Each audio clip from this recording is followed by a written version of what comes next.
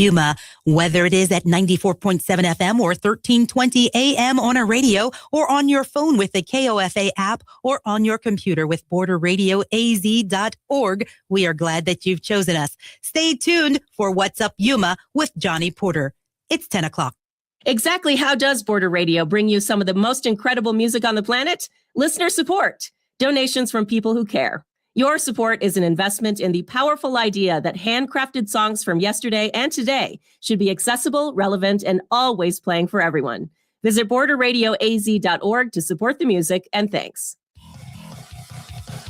What's up, Yuma? I'm Johnny Porter. And I'm Carmen Marquez. And on today's program, we're joined first by Daniel Becerra from Yuma Tile Design. He's going to bring my buddy Chris Druick with him. Nice. We're going to talk about what makes them unique here in Yuma. And he has a really cool story to tell, so I'm anxious to hear that. As well as Bruce Gwynn from the Yuma Historical Society. That got a new website that just came out. Okay. And it's very cool if you want to look into some old history here in Yuma. History 101. Yeah, History 101. We're going to learn about that from Bruce as well as Ashlie. So stay with us for What's Up Yuma Radio, beginning right now on KOFA 94.7 FM. And streaming online at borderradioaz.org and on the KOFA app. You can also view our show on the Border Radio Facebook page and the KAWC YouTube page. Don't forget that you can reach out to us by email at whatsupyumaradio@gmail.com. Chili from Philly, Nick Papa Giorgio from Yuma. What's up, Yuma? Welcome to another episode of What's Up Yuma Radio. I'm Johnny Porter. And I'm Carmen Marquez. Yes, she is. Buenos dias. Buenos dias. Good morning. She got her coffee before. She's like, do I have enough time to go get some coffee? I said, yes, please, Carmen. I feel a little bit energized. Yeah, true. Buenos dias. Yes, everybody. No. Today we are joined by Daniel Becerra. Did I say that right? Becerra. Becerra? Okay, I'm close. And as well as Chris Druick. I got that one right, didn't I? Okay, right. Cool. Good. And so Daniel from Yuma Tile Design, and is kind of also become a fixture on social media, and that's partly because of the guy sitting next to him, Chris. And so we're going to get into all of that, but we like to know a little bit about our guests. We kind of get into that, so we're going to do that, Daniel. So Daniel, where are you originally from? Yeah, so I'm originally from San Diego, California, and kind of born and raised there to some degree. California in general. Moved to the Inland Empire during my teenage years. And okay. My way back to San Diego, and then now we're in the sunniest. So the IE for a little bit. Yes, so sir. because in your bio there was some gang activity, or like you're around some people. Is that the IE could be a pretty dangerous place? Was that at that part in your life?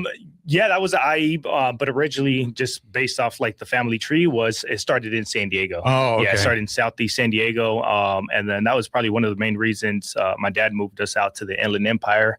To get away from it in San Diego. And you went to, wow. We went to the Inland Empire. We moved to Lake Elsinore, and then from Lake Elsinore, we went to Moreno Valley. And then from there, I caught a pretty serious case, and then found my way back to San Diego. Yeah. So what was, I just want to know for context. Of course. So what was rougher, San Diego or the Inland Empire?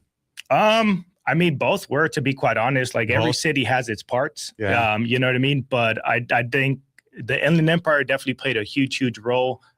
Just in a sense that I was gliding into my teenage years, and I had already been kind of accustomed to that type of lifestyle in San Diego to some degree, just based off exposure. I wasn't really embedded in San Diego, but the family tree was there and all the observations were there. So it's kind of weird, but I just kind of gravitated and navigated towards that lifestyle in Inland Empire. Mm-hmm. So it just like amplified it. Gotcha. So, and then you said you mentioned the word family tree part of it when I brought this up. In context, does that mean your family members were also part of that lifestyle? Yeah, absolutely. Okay. Yeah. So my mother's, my mom's side of the family, all my uncles are, they were involved in the gang lifestyle. Mm-hmm. And so as kids, we just kind of that was normal to us to some degree. Obviously my dad played a big role in trying to keep us away from that. So your mom was part of it, and your dad tried to keep you away from it. So my dad was involved as well. Okay. Yeah, my dad was involed He just didn't want that for you guys anymore. Correct. Yeah, he didn't want it for us, although he was involved with it as a young in his time. But he kind of made that conscious decision, obviously as a father, to over time try to navigate us away from that. Mm-hmm. But yeah, that was kind of a gist of it as far as the gang family tree and gotcha. The source of it. So what did your dad do for a living back then? Yeah, so my dad's been in since I was a little kid, since I can remember. My dad's been in the tile industry. Oh, so he's Correct. Okay, and that's kind of how. So that's also some family tree stuff going on. You're second generation in the tile. Okay, gotcha. Okay. Absolutely, yeah, and that's kind of how I ran with it. You know, my dad used to take me to work with him since I was about 9-10 years old, and then I kind of glided away from that as my teenage years. I just started getting in trouble, but then I kind of revisited that later on in life, and then I just took it on head on, and that's kind of what we're seeing today. So you mentioned the revisiting it. So what your dad did, probably, even not knowing, but taking you to work. Sometimes you take, I got to take my daughter to a meeting at 5 tonight, just out of necessity, because she's going to be with me, right? But then also I've talked to different people that also plants those seeds as well. And so it sounds like that laid a little bit of a foundation. Correct. Absolutely. He definitely planted the seeds, and over time, obviously they've grown, they've developed, and now you're seeing a little gist of that. So absolutely, he planted that seed. And I thank him 100% for that, because he showed me what hard work ethic is, and that's taken me farther than anything else has. So how many years of your childhood were you going with them? Because you said you kind of fell off a little bit as soon as you got like into the teenage, like 13, 14, you're like, no, I'm not going to go with dad anymore. For sure. I mean, no, even during that time, honestly, like I was glued to my dad's hip, dude. Oh, okay. Everybody in my even family during knows that time, okay. For sure. Like, although I was being a little knucklehead in the streets, anytime I can go to work with my pops, I was there, dude. You can ask my brothers, anyone, but yeah, I was there anytime. How did a day, with your dad look like? If you could describe it. Yeah, I mean, my dad's rugged. My dad's an OG. He's good. Yeah, man, just getting up early in the morning. How early? Like early, dude. Early. 5 a.m. 5, 6 a.m. 5, 6 a.m. Yeah, we'll get in the truck early in the morning. Go to McDonald's, get me a little something right, get me right. You know what I mean? Is he telling you I'm going to pay you for this, or is it just like you have to do it? No, honestly, it was never forced. Honestly, like my dad's so cool. Like he would always take care of me. I know for a fact I was going to get something at the end of the day, whether we stopped at the store or a video game, whatever it was. I knew for a fact I was going to get something. That's just my dad. But yeah, it was just a normal day. It was just waking up early, grab some breakfast, and then go at it all day, and then maybe grab some lunch, depending on how we did. And your dad's an old school tiler. It didn't have all the fancy, alignment stuff that you have now. You had to do it all by hand. Oh, so kind of bring that up a little bit. Tell us what's that mean? Yeah, I mean, so back in the day, man, I mean, hats off to all the original dudes in the tile game, just because they didn't have the equipment that we have today. So some of this stuff really made it hard on these dudes, but they just got it done. They had to make it work. Like there's something like what is some of the new equipment that you're talking about that they didn't have? That would have been nice to have. Absolutely. So lasers are a big thing. I was going to go with lasers. I was like, if lasers a part of it, it seems like lasers would help. I just like lasers and things. Buzz Lightyear. Wait, so for someone who knows nothing about tiles, like laser for what? Okay, for anything. Come on, don't you want a laser? It just looks cool. Lasers are the only reason I have it. Yeah. So yeah, like lasers will dictate where like let's say for example we're doing a tile layout on a wall and we need to be centered on that back wall. Typically you'll measure out manually and then you'll chalk it with either a chalk line. But in this case, you can put your laser on and it's going to stay there. So it won't move. So it's just easy. You just go off that line. Boom, boom, boom. Okay. So that makes it a lot more efficient. And then other things kind of like they call them like self-leveling clips. So it's different type of spacers for the grout joints. That's made it a lot easier where it like raises both tiles up at the same time, which just eliminates a lot of headaches on having to remove the tile, put more mortar adhesive, and then just continuing that process. But it's definitely advanced in comparison to back in the day when I was with my dad, for sure. So your dad's old school. He's making it happen. But he was self-employed this whole time? He's dabbled. Like he's been with companies, but for the most part, he's always been self-employed. And then back in like 2018 is when he went to the Contractor State License Board, took his license. And then that point, me and him went 50-50 partners for our company in San Diego. How old were you? 2018. I got to date back. I don't know, maybe 28. So you're 28 and you've learned enough, and your dad said, let's go into partnership. Or are you asking to go into partnership, or is it just that's a no-brainer? Correct. No, good question. So no, actually, prior to that, I was in the medical field for 8 years. Yeah, I wanted to get to that. Like, yeah. So I've dabbled with a lot of things, but all in all, like it's nurtured to where I'm at right now, and it's helped me so much because those are all been like seeds that I've been able to develop to take me to this career that I'm on. But prior to 2018, I was in the medical field for 8 years. So what did you do in the medical field, and how did you end up there? Yeah. So how did I end up in the medical field? Yeah, like you were like tired of tile and not like we don't, what happened? All right. So I'm going to rewind it back a little quick. So 19 years, from 16 years old to 19 years old, I was incarcerated. I beat my case. I was charged as an adult. I was facing the life sentence at 16 years old. And during that whole time, I was fighting my case while incarcerated. 19 years old, I went to trial. I beat my case. I got found not guilty on all charges. So like, I just want to add for some context. So you're saying, were you locked up, like learning the court system as well? And you're doing your research? Yeah, absolutely. Okay. That's always, trying to get home, at 16 years old, facing a life sentence, anything and everything that I can do to try to help my case. Mm-hmm. Absolutely. But back to that is I was 16. I came home at 19 because I beat my case. Mm-hmm. So at 19 years old, I got a second opportunity. So I really took that to heart. And I was like, you know what? I'm tired of doing the same thing over and over. So, I was living at my grandma's at the time in San Diego. I decided to take the bus and go to a vocational college, which was UEI. And at that time, they were accepting anyone without a high school diploma for the medical assistant program. That was my only opportunity. So I said, all right, let's do it. Mm-hmm. I did it, dude, and I fell in love with it. Like it was amazing. Just everything. Yeah. Everything. What initially did you fall in love with? Obviously, like part of that sounds like your new lease on life, you would say. Correct. Right? Absolutely. You're taking this new opportunity. You're seeing something like, I need to value this, but then you also love it. So tell us how that came to be. Yeah, man, I think I've always been a giving type of person. I've got a big heart and I always want to help people out regardless of the situation. Really, turn negatives into positives. And I got a second opportunity at life. And man, I just fell in love with, it was just a different world for me coming from my environment, more so on this side, not being able to even have a conversation with a regular human being, meaning a civilian versus the gang culture.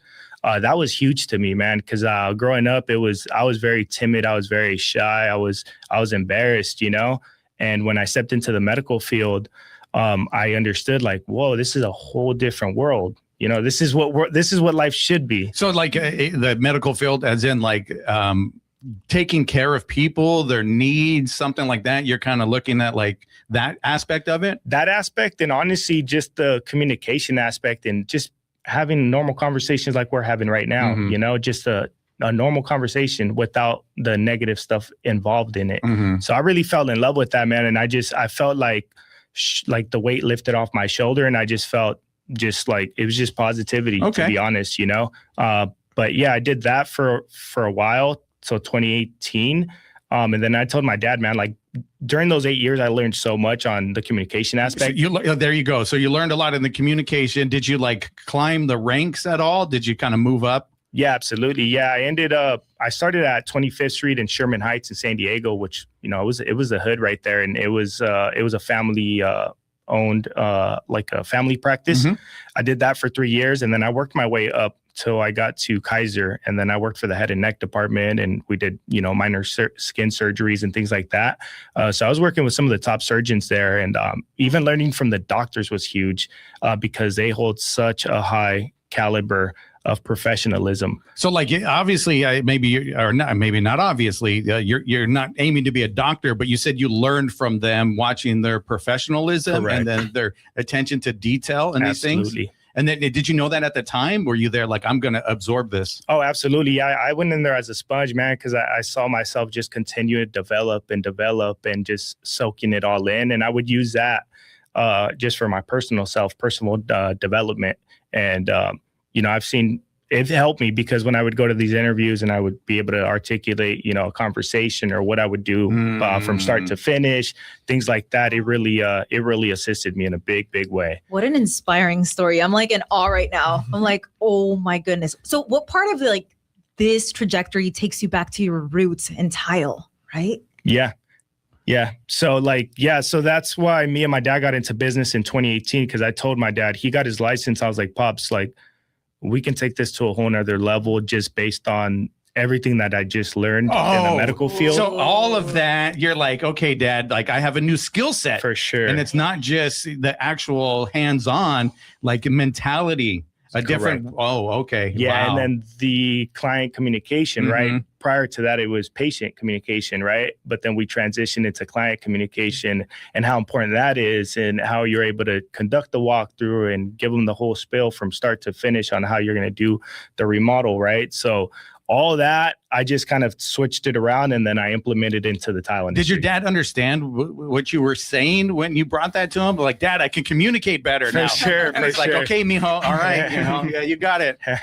Yeah, he did to some degree. Like I said, my dad's more old school. He's more hands-on. So I knew that I was going to be an additional nutrient to that if I implemented my part to the tile industry and the business aspect. Gotcha. And then, so he obviously gave you the shot. You guys 50-50 went into it. And then how long did that last? I mean, we've been going, technically we're still in business. So, okay. Yeah. And that's in San Diego. Correct. Okay. It's Sal's sons. So it's my dad and then my 3 brothers. Gotcha. Yeah. So that's been going on, but I moved to Yuma in 2022 and that's when I decided to go all in and do my own 100% ownership. Gotcha. Okay, so we're going to take a break right now, and then we're going to get into moving to Yuma, why you decided to come here, and how you met Chris. Yes, sir. And teamed up with Chris to create this empire with tile, and then you're always coming on my social media feed, and it's like, I do need to do my bathroom again. Come on. We need to chat. We need to talk. Sure. So we're going to do that after a quick break. You're listening to What's Up Yuma Radio right here on 94.7 KOFA Border Radio.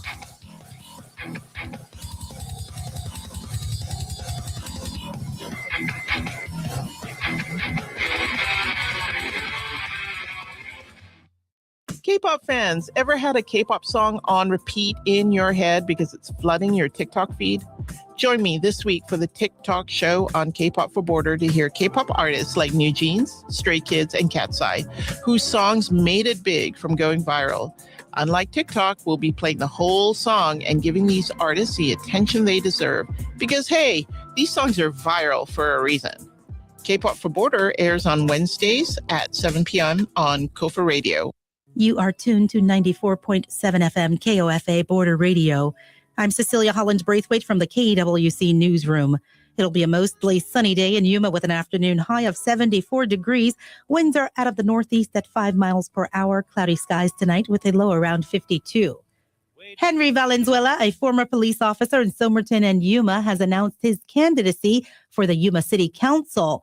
He came by the KWC studios and spoke with Victor Calderon. You can hear their conversation at kwc.org. The Yuma County Library District provides activities and resources at its branches for people of all ages. Events include story time, citizenship classes, bilingual programs, crafts, author talks, and more. For more information about the activities and calendar of events, plus other in-person and online resources, visit yumalibrary.org. For over 55 years, Border Radio KOFA has been a voice for music and culture in the region. We play indie, soul, funk, world beats, and more, plus local stories and live sessions. Tune in live at 94.7 FM, on demand at borderradioaz.org or on the KOFA app and discover your next favorite song.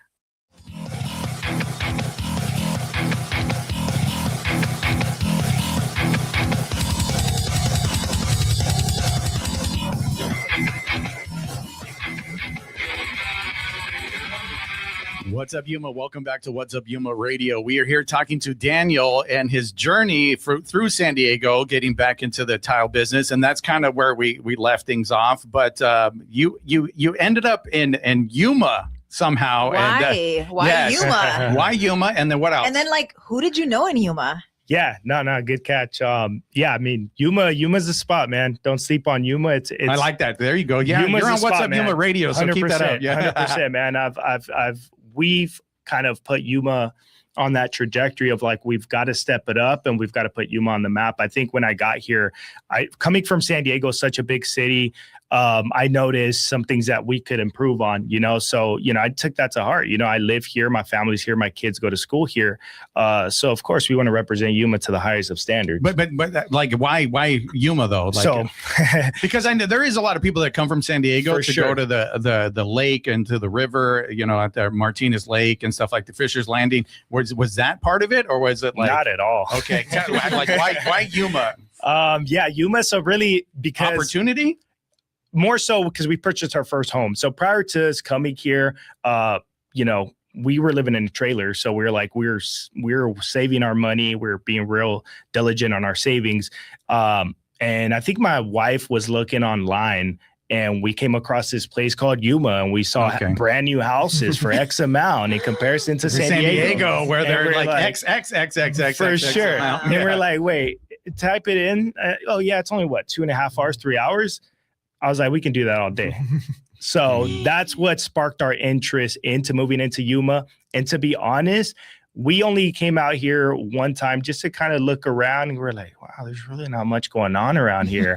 And then we took a leap of faith and we found a house online. We did all this online, crazy enough, but we did all this online. We met with a real estate agent here in town, and we did the whole process. We bought our first house here. Gotcha. And we just said, this is what we're going to do. We're just, honestly, initially, we were happy to have our first home. Okay. Boom. Did you know there was only one Harkins Theater? No. No. You just need one good reason. That's real estate's good. For sure. Yeah. So really our stepping stone was just getting into our first home, and that's what really kicked it off. And then during that time, I was still going back and forth from San Diego. And then I decided to go all in on on my own business and start my own business. So I did actually, jumping back into me and Chris Druick, I did my kitchen backsplash, and then I broadcasted that on social media. And then I think me or him, I don't know who, we came across each other's profile off my first job that I posted. You did a video yourself of the backsplash. Yes, sir. And then somehow you guys got connected. Yeah, I think I found that video. You saw it? Yeah, and all I remember thinking was, man, this guy's got a lot of energy. And that's a good thing, because that is one thing that for all the, the love that we give to Yuma, I feel like a lot of people don't have the energy, and the speed of work that this guy had. And so, yeah, we tapped in. Cool. So, and I just want to bring some context.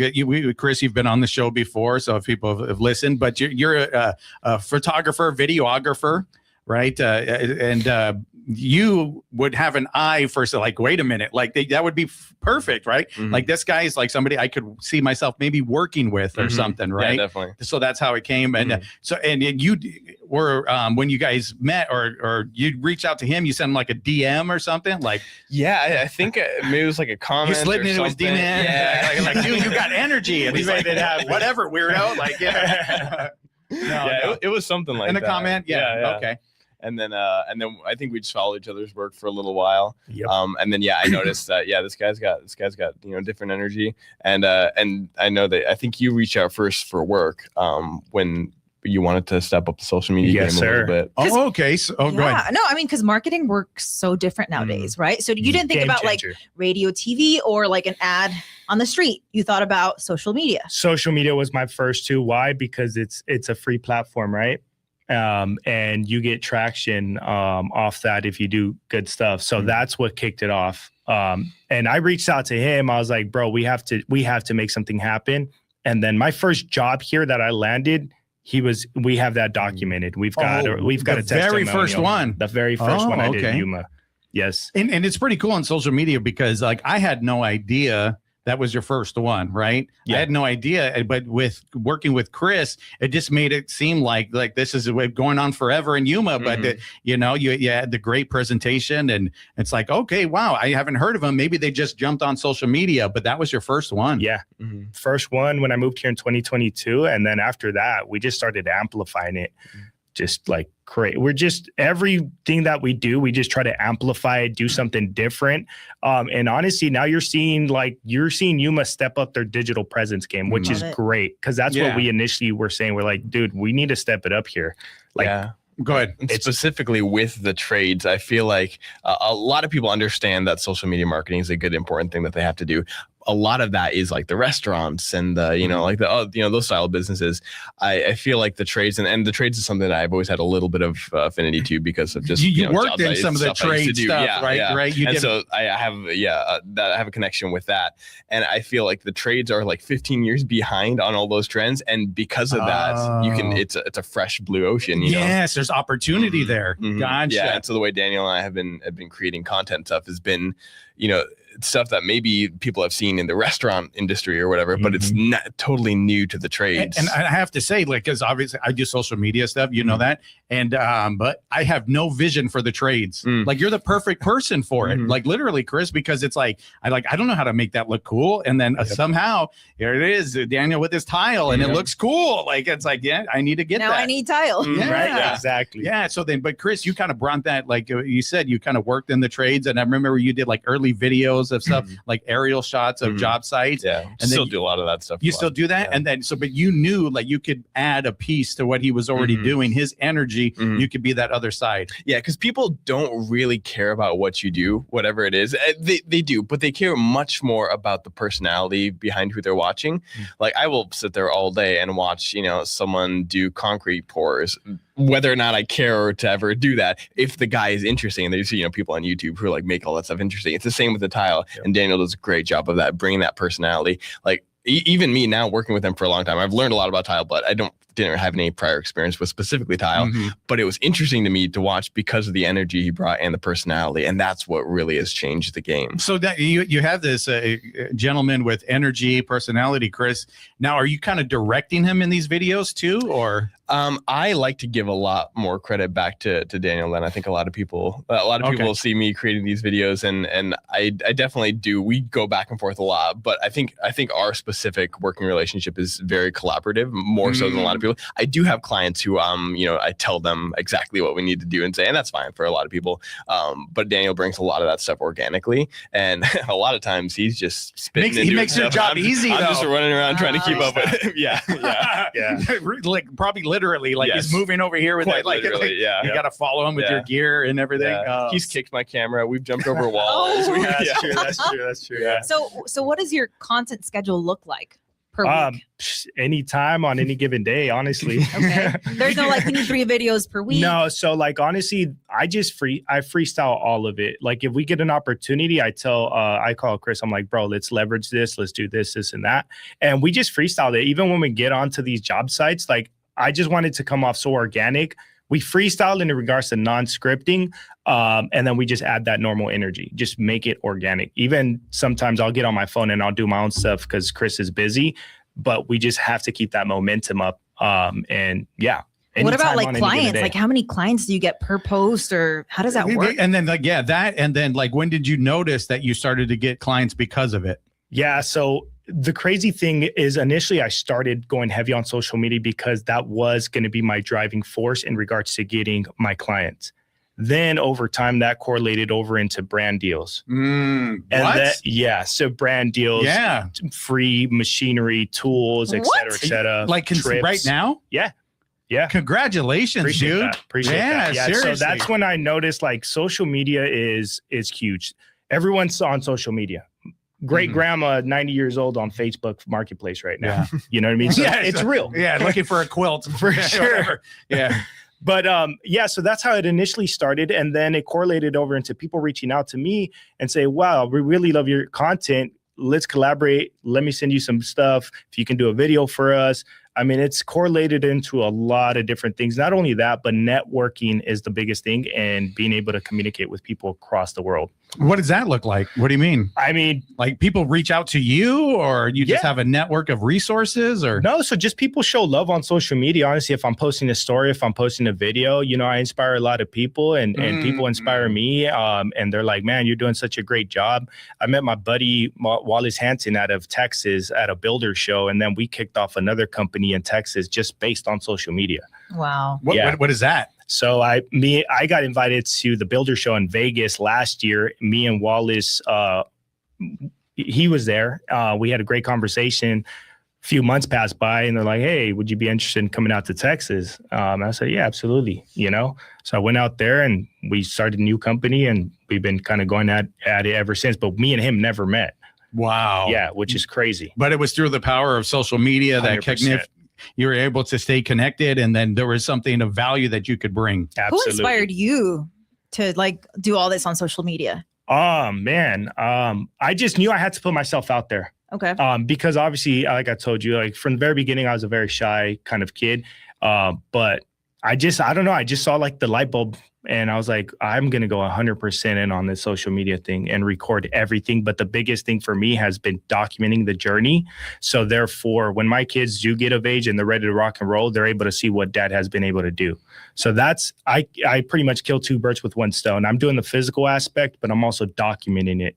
And that to me is huge, and it's gonna be on forever. But I just got to say though, like it's difficult to record yourself and see yourself because that's a very intimate thing, right? People don't like the sound of their voice, stuff like that. What was it like that first video?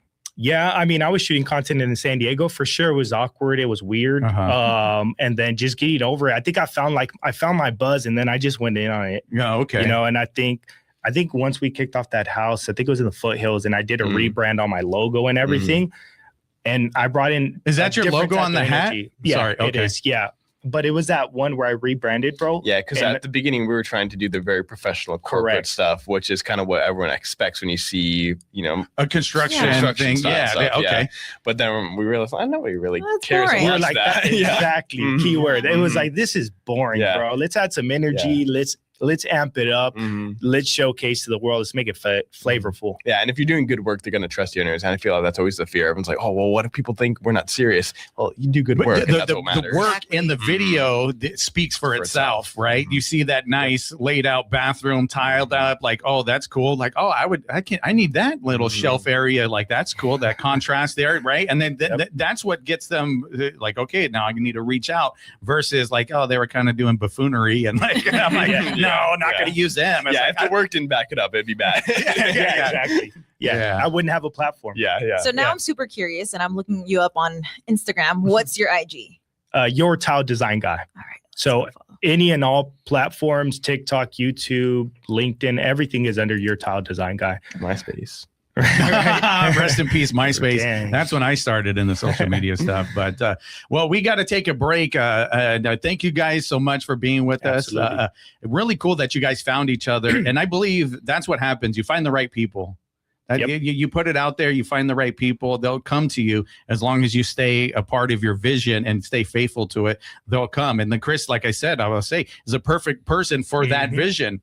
Right. Where like I would be like, what do I do? I don't know. There's a tile and he's doing work, and you guys were able to find that synergy and then say, okay, wait a minute, this is boring. Let's go do this and then take off. Yep.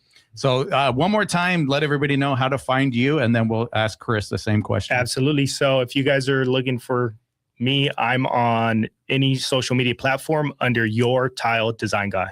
All right. And how about you, Chris? I am on all the platforms as well at Chris Druick Film. All right. Well, thank you guys for being with us. We're going to have to take a break now, though, because we have the Yuma County Historical Society coming up. Really cool stuff. They just launched a new website. Really, really cool pictures if you're into all that about Yuma. We'll be back with Bruce Gwynn after this. You're listening to What's Up Yuma Radio right here on 94.7 KOFA Border Radio. Let's go.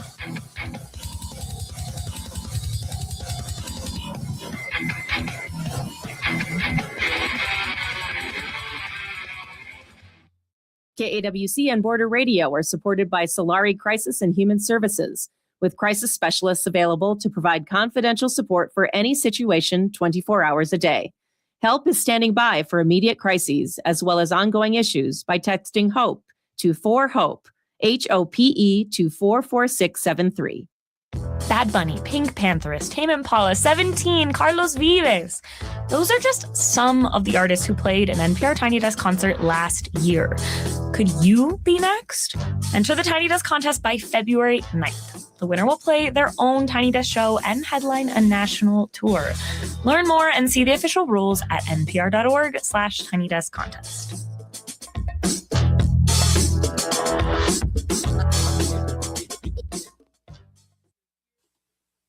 For KAWC News in Yuma, I'm Victor Calderon. AZ Kids Experience, a nonprofit organization supporting patients at Phoenix Children's Hospital, is bringing back its signature off-road fundraising event to La Paz County. The third annual AZ Kids Baus Off-Road Jamboree and Music Fest takes place Friday, January 30th and Saturday, January 31st at Baus Community Park. Organizers expect more than 2,000 attendees over the two-day event. The family-friendly festival includes a UTV fun run, live music, monster trucks, carnival games, a kids' fun zone, a petting zoo, and more. All proceeds from the event benefit Phoenix Children's Hospital. Organizers say AZ Kids Experience has raised more than $500,000 to support children and families facing serious medical challenges. More information, azkidsexperience.org. This is KAWC.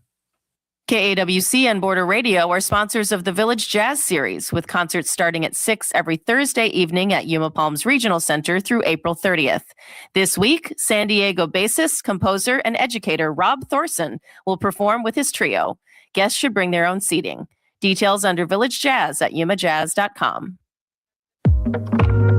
I'm Maria Hinojosa. Next time on Latino USA, what does recovery look like a year after the devastating fires in Los Angeles? Who gets to rebuild? Who leaves? That's next time on Latino USA. Sunday mornings at 10 a.m. on KOFA Border Radio 94.7 FM.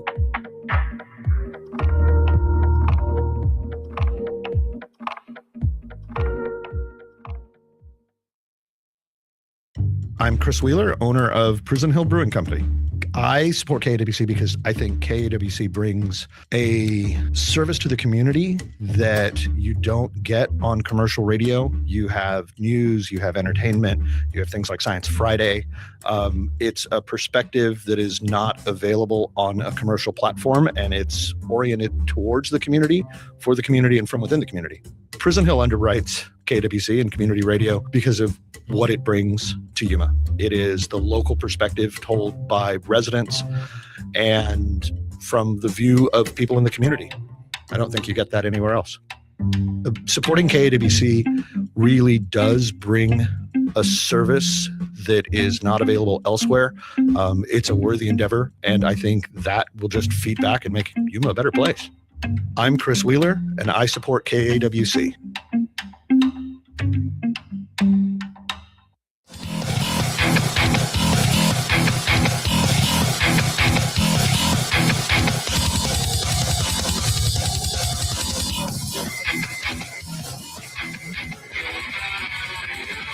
What's up, Yuma? Welcome back to What's Up, Yuma Radio. I have just been informed that Bruce was told to stay home. Ashley said, no, this is going to be all about me. You can stay home, Bruce. I got it from here. She is the moment. Yeah.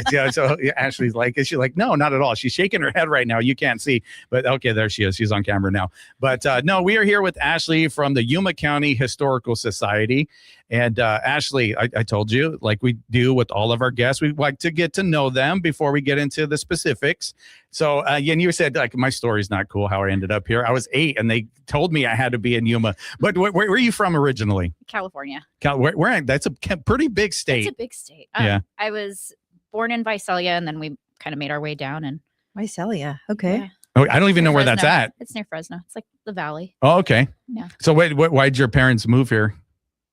I think the cost of living, like a lot of people landed here at that time, you know? Yeah. And still the cost of living is better than California. So. Yeah. Well, yeah, that's our last guest. That's part of the reason why he ended up here. He wanted to buy his first house and looked at housing prices in Yuma versus San Diego. Mm-hmm. And there was definitely a big difference. So 8 years old, you were forced to be here. You left beautiful California. Mm-hmm. And so where'd you go to school? Do you want the whole school history? Yeah, let's do it all. We're going old school. Who is she? O.C. Johnson, O.C. Fourth Johnson. Avenue. O.C. Johnson too. See what happened? We wouldn't have had that moment unless I brought that up. And you guys just shared a moment together. O.C. Johnson. O.C. Johnson. Yeah. And where else? Fourth Avenue Junior High. Okay. And then no high five for that one, Carmen? Fourth Ave. Yeah. Oh, Okay. Yay. Did you go to like Fourth to Ave? admit it. I went to Fourth Ave. Oh, well, you my did? mom, I went there for like a couple months, and then my mom was a substitute teacher there. So I would go with her all the time. Gotcha. Okay. It means a lot. Oh, Yeah. cool. I love Fourth Ave. All right. And then where else? I'm a Yuma High criminal. Yuma High. Okay. Yes. Another high five. Yeah, I said go to Yuma High. These moments are brought on because of the cool questions that I ask. All right. This moment brought to you by Yeah. So the high fives. Johnny Porter. And then, but what'd you want to do in high school? Did you? Gosh. I started working when I was in high school. You start? Oh, okay. So I started in administrative roles and ended up moving out when I was young, and I've stayed in Yuma. I just started my career here. And so why did you start working in high school, right? But is it you wanted to afford some things? Their parents are telling you you're gonna afford some things, go work, a little bit of both? I think it's a little bit of both. Yeah. Okay. Yeah. I started making my own money at 17, and I liked that. And, yeah.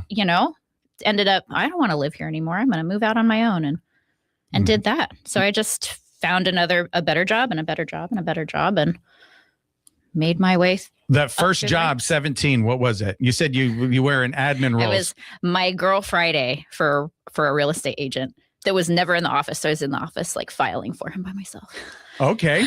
He'd bring me banana splits on Fridays. It was great. Fun. Yeah. At 17, hey. That was the life. Yeah. I was making like $5, $6 an hour, and I'd get a free banana split. It was great. Come on. Yeah, that is good. My introduction to work. Then you go to a real age 5, you're like, what happened? What happened to the banana splits, guys? Like I demand those on Fridays. You mean I have to clock in? Yeah. Okay. So you're 17. You're doing that. Was that the admin? Do you have like a history of that? Is that something you wanted to do? Like, were you really good at those type of subjects at Yuma High? Like, were you a dance girly in the no, band? No. No? I went to school. Okay. That was the extent of You just went to school? my career. Yeah. I wanted out of there as fast as possible. Gotcha. No, it was my first job was administrative, and I kind of just kept going down that path without having a thought about it. It was more like support myself, make money, and I just landed in those kinds of roles, which I enjoyed, and I have a wealth of knowledge in different places. I can wear many hats, which has been great going forward as, being where I'm at now. So yeah. So then you followed that path. And when we originally met was that, and I think it was back when they were called YVB. Is that correct? Yuma Visitors Bureau? Yes. You did. Yep. So how'd you end up there? We're looking for an administrative and events person. I had worked for the county for a while, and then I went to work for Hospice of Yuma, and had a great mentor and great experience there in nonprofit fundraising, and left for a little bit, did something different, and was really missing the nonprofit world and fundraising and events. Oh, okay. And so I ended up back at, once you got a taste of that part of it, beyond the admin stuff, you're like, you found some connectivity with that. Yes. Okay. That's where I found what I really, truly felt connected to and enjoyed. I loved being involved with the community, giving back.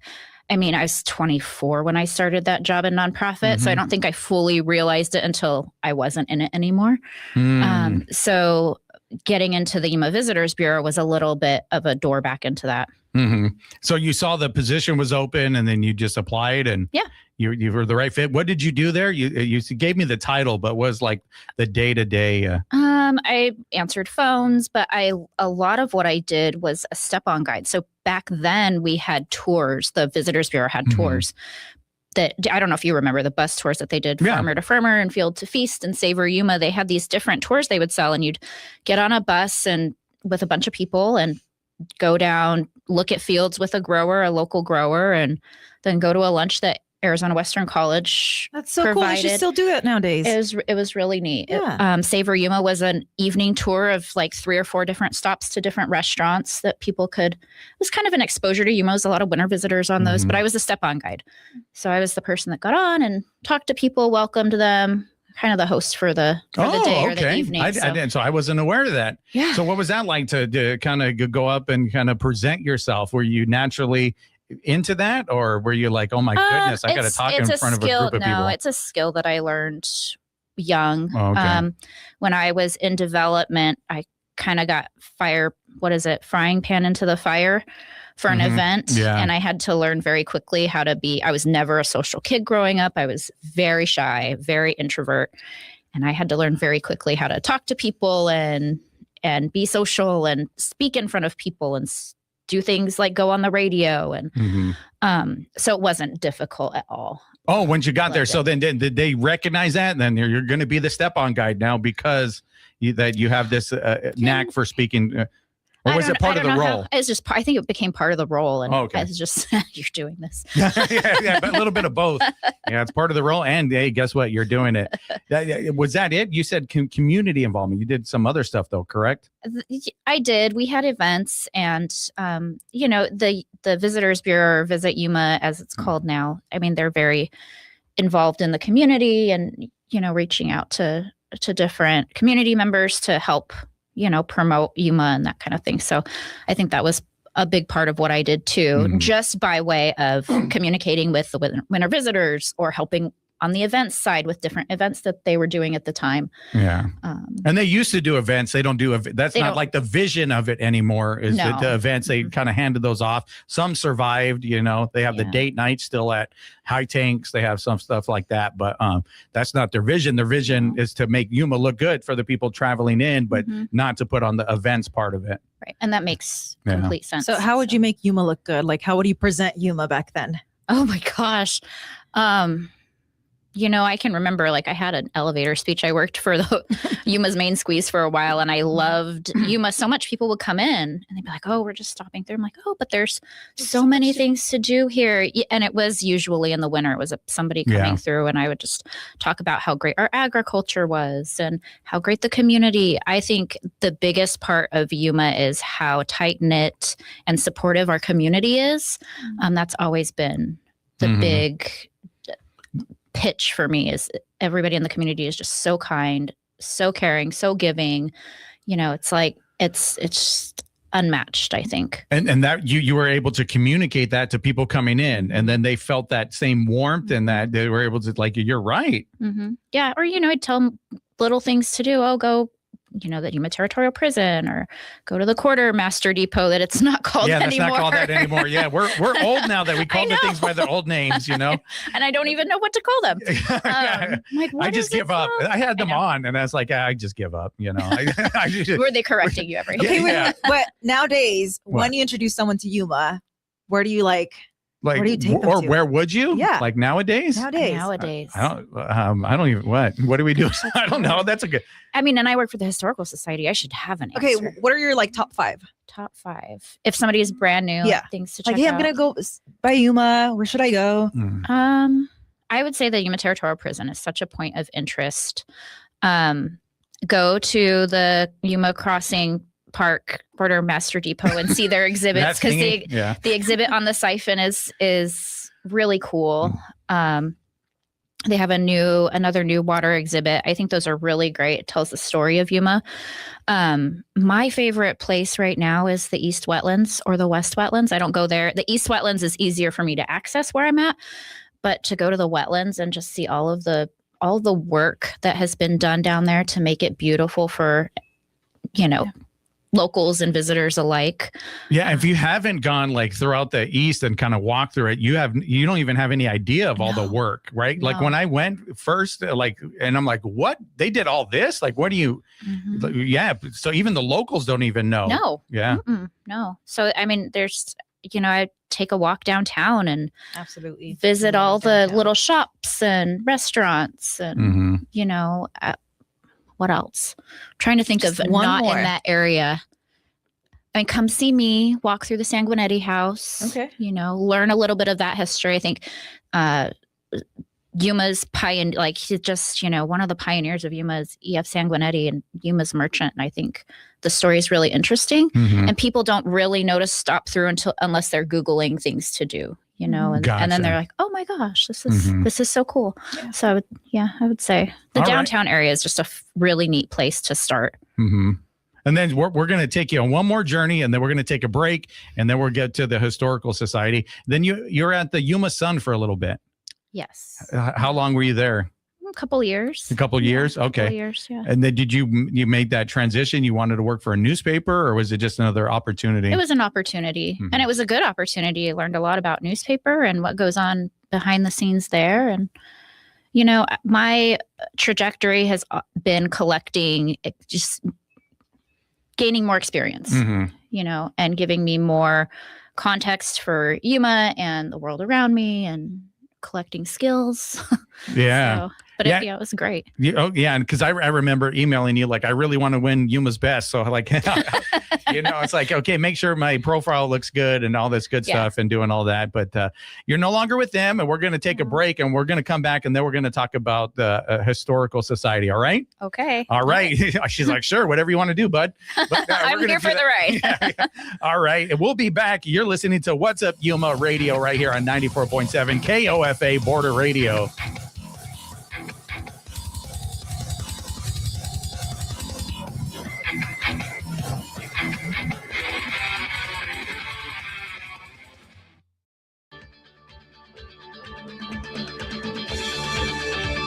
Hey, this is Jay with Mixtape, the radio show all about sharing music from the days of cassette tapes and before the time of online. This week's episode, The Open Road. We'll go on an adventure with Tom Petty, Kenny Loggins, and Cyndi Lauper. So buckle up. Join me Thursday at 7 p.m. on Kofa Border Radio or on the Kofa app.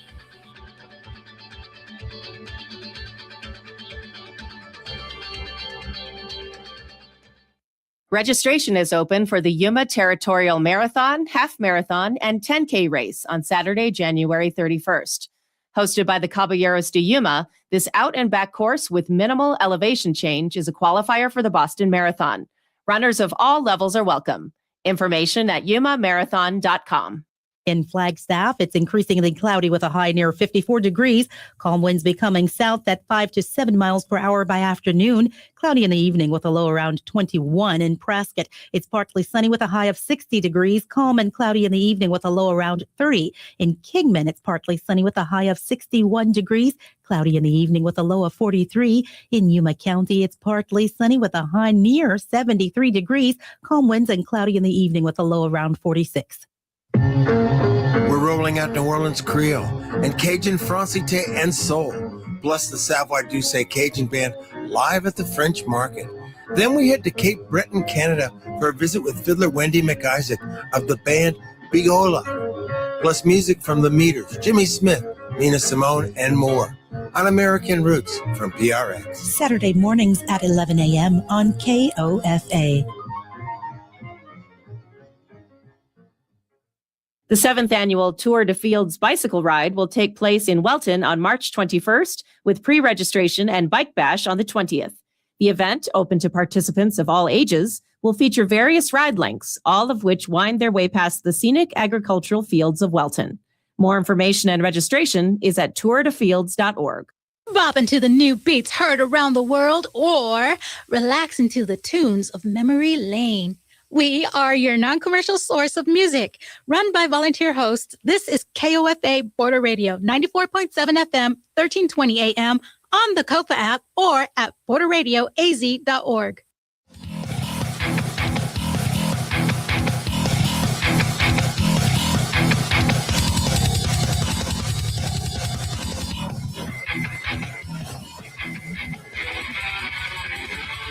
What's up, Yuma? Welcome back to What's Up Yuma Radio. We are here speaking with Ashlie from the Yuma County Historical Society. And so we got to the point of the conversation where, how did you end up at the Yuma County Historical Society? Ooh. They were looking for a weekend, somebody to open on the weekends. And, okay. Give tours through the museum. And where is that? Where is it? You're saying at the Sanguinetti House? It's like, that's where you're based out of? Yes. So the Yuma County Historical Society is housed in the Sanguinetti House Museum and Gardens. Gotcha. So the museum and gardens. And that's the one right next to City Hall, correct? Yeah, just down the down the street. Yeah, okay. Yeah. So the Sanguinetti House Museum and Gardens is E.F. Sanguinetti's home. Old home, the first two rooms. And do you want to say who that is? We kind of mentioned it, but he's one of the pioneers of Yuma, correct? Pioneers of Yuma. He had merchant, he was a merchant. He had shops he had his hand in irrigation, in building Yuma's helping a first funeral home, come along. Lots of things that Yuma didn't, building Yuma essentially, and helping us become who we are just by putting things in place and having his hands in all kinds of different business dealings. So Yuma could have a structure to be able to have a society. Yeah. Gotcha. Yeah, absolutely. He was a very generous man. What gave to people, just really had to put his hand, would give the shirt off of his back to people. I think it really helped Yuma flourish. So you're there. They're looking for somebody on the weekends to do this. You apply, and what was it like going there for the first time? You had the YVB stuff, the Visit Yuma, now they're called, but now you're kind of diving into the history, not just making it look good, but finding out the foundation of what Yuma was all about. Like, what was that like? It's been interesting. And I've always, throughout my work in Yuma, either through the community or with positions that I've held, people that I've met, I've known a little bit of the history of Yuma, just not as deep as I'm going now. And it's been really interesting. It's been fun to get to know, the Gwynn family and just hear the stories really of locals and board members, and not just know them, but hear their stories. It's been so fun. It's interesting. There's so much to learn. There's so many books to read. So you were there, you're opening on the weekends doing it. Now, is your position morphed? Is it that you've taken on more? Yes, that's usually how it goes, right? It's like, can you do this and this and this and this? Yeah. But it's been great. It's been great. Okay. I'm not going to, you don't have to say like. No, it's great. I got in there and there was a little bit more needed. Did you see opportunity then too as well? Absolutely. Okay. There's a lot of opportunity for growth there for the Historical Society and for the Museum and Gardens. Gotcha. The Museum and Gardens hadn't been tended to in years. I mean, been basic things like mowing the grass and edging. I got a group of people. I got the Yuma Territorial Rotary to do a project there, and we went through and ripped out trees that didn't need to be there, trimmed rose bushes, did a ton of work to the point where we didn't realize we needed to roll off garbage, but we did. Yeah. So we got the gardens looking up, really great again. It's just been noticing things progressive. Yeah. And then one of the things, and the reason why we're here, is that the website. You said we needed to have a website, a good website. You reached out to Andrew, Andrew Wright Design. And now there's a place that the people can go and see part of that history, correct? Yes. So our old website was great for selling tickets and just, a place to go to be like, oh, this is us. Here's your tickets for an event. But we really wanted to do something that gave more of a connection to the community, to our history, a place for visitors to go, not only to buy tickets and donate, but to learn about who we are, what we're doing, why we're doing what we're doing. And Andrew had a great vision to connect the old photos that we were able to dig up and find to stories. And we've written some blog posts that connect these topics and these pictures. And there's a lot of photos uploaded, they're old photos that, I found a jump drive in my desk and I said, here you go. Oh, wow. use whatever you'd like. So it's been a great way to connect the community. Yeah. And I saw there was a newspaper article about it and everything. So now people know that this is not only, like you said, a place to donate, it's a resource. It's a resource. Yeah. And we are, we would love to welcome people to share their stories and locals. Oh, really? Yep. Okay. So how does that work? Just reach out to myself. I use info@yumahistoric.org is the best way to. Can we also stop by and see us? We're open Friday through Sunday from 10 to 3. But yeah, we'd love to hear stories from locals, people that have grown up here, and, share your photos, share your histories. So it's like also, you diving into the history, but also preserving history as you go. So our job at the Yuma County Historical Society is to collect, preserve, and present Yuma's history. So gotcha. that looks like oral histories from locals, photos, sometimes items. We have enough items now, just depending on what it is, and being able to preserve those things and present them. So why do you think it's so important for like Yuma locals to? We got 10 seconds. Oh my gosh! Yes. To know about their history, their Yuma history. I mean, you got to know where you came from. There you go. That was quick. That was good. Okay. Real quick, how do people find the website? It's www.yumahistoric.org. All right. Oh my. I need water, but let me see if I can do this real quick. No, I can't. I need it. He's taking a sip of water. I'm narrating. Yeah, there we go. I like that. That's cool. And then I'm going to start with, we want to thank our engineer, Talon Gonzalez, along with Anthony Ornelas, Juan Garcia, and Dave Reek. And you can find out more about KOFA at borderradioaz.org and on the KOFA app. Stay tuned for KOFA's Midday Music. And on tomorrow's program, we're going to have our very own, AWC's very own, Scott Gross. We're going to talk about sports and stuff, as well as Erica Riviera. She is a local real estate agent here in Yuma. You can listen to the podcast version of our program and check out our past episodes anytime at kawc.org/podcast/What's Up Yuma Radio. All right. Thank you, guys. And thank you so much. You did great. And now next time, just tell Bruce he can come, Maybe. Maybe. All right. Thank you so much for coming over. Yeah, no, thank you. Thank you for having me. Thank you so much. We appreciate it. And we'll see the rest of you guys tomorrow right here, 94.7 KOFA Border Radio.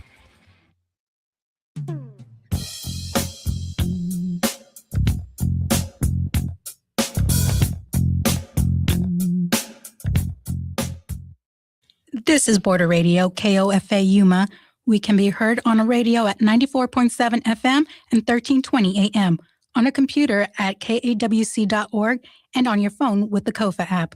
We have been a service of Arizona Western College for more than 55 years.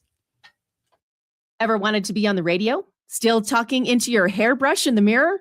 Border Radio needs you as a volunteer host. Share music, stories, and local conversations that matter. No experience necessary. We'll provide the training. Email info@borderradioaz.org or call 877-838-5292 for more information. BBC News with Moira